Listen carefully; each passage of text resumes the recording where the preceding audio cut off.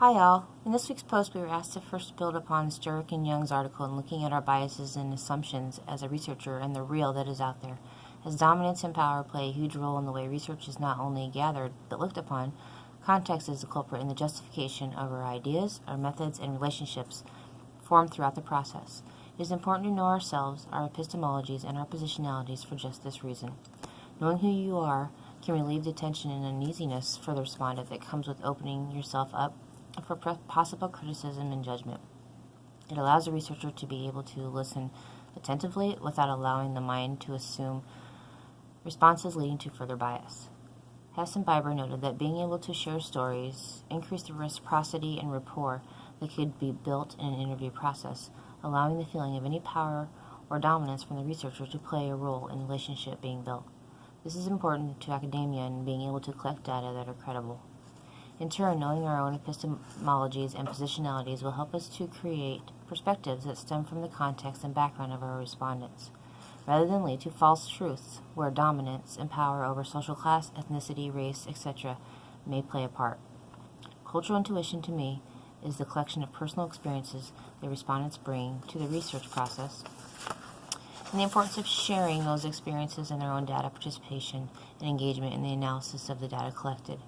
Having input for the analysis of data allows for clarification and further analysis that may have otherwise not stood out, being misrepresented, or even possibly change the direction of a research question. I envision using a variety of strategies and methodological tools that will help me in achieving a non-biased approach in epistemic racism. Establishing trust is crucial to me in order to find out topics that may otherwise never be revealed. Using a semi-structured interview would be beneficial to my research with the use of interview guide as a way to formally keep in check that the direction the interview is taking, allowing reflexivity throughout the process. This reflexivity, as Hess and Biber discuss, will keep the researcher mindful of his or her positionality. This will allow meanings through personal stories to take shape rather than generalizations.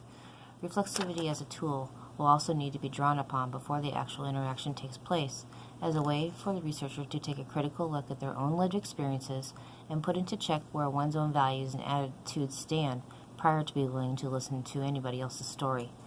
Bringing these thoughts to the forefront will allow the researcher to be conscious of the types of interactions, the subtleties, and the language that are transparent through their presence as an interviewer, as well as obtaining understanding that the knowledge obtained is affected by the context and the social biography of the interviewer.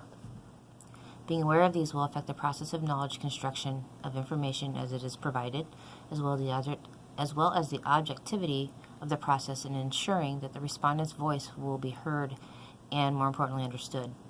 Probes will be an essential tool for utilization during the interview.